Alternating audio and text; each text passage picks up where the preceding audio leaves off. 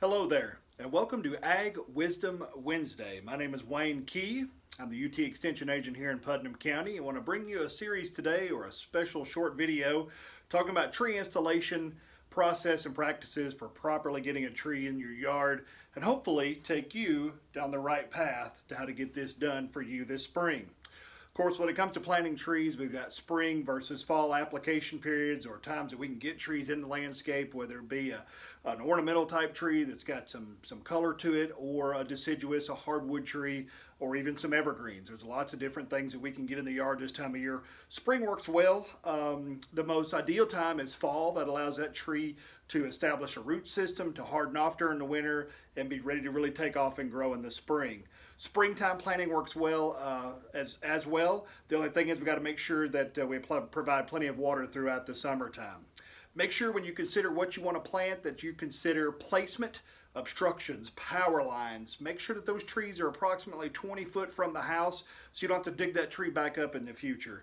Make sure that you are away from your septic line so that you don't have any problem there with the root system on the septic. And make sure that when you get ready to purchase your trees, you're purchasing good quality trees from a reputable source. Some of the things to kind of consider is bare root trees, potted trees, or balled and burlap type trees, and what type you're going to be planting. For today's example, we've got potted plants, for example, or plants that come in these type 1-gallon containers.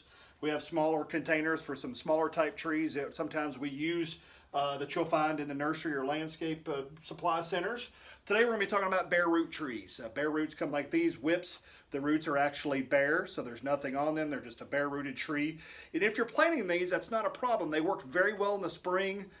They really take off and do a good job this time of year. Make sure that when you dig that hole, we're planting it somewhere 1 to 1.5 times the size, the diameter of where this tree is going to be now. So you're talking bigger than the root system.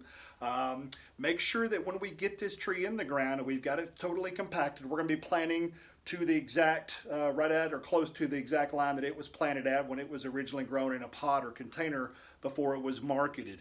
Make sure too throughout the summer we're providing approximately 1 inch of water per week. So if it's not raining, we definitely need to go out there and provide slow amount of water over a lengthy amount of time to slowly penetrate and get totally down into the root system as this tree is growing this summer.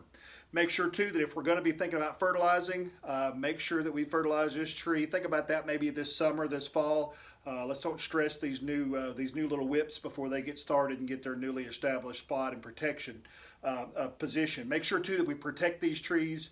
Dogs, kids in the yard, ATVs, anything like that that's running around. Weed eaters and lawnmowers are a big problem for these small kind of trees. So make sure that we're protecting the trees and keeping with a wire cage or something, flagging the trees, for example, is a good idea to make sure that they're protected throughout the growing season.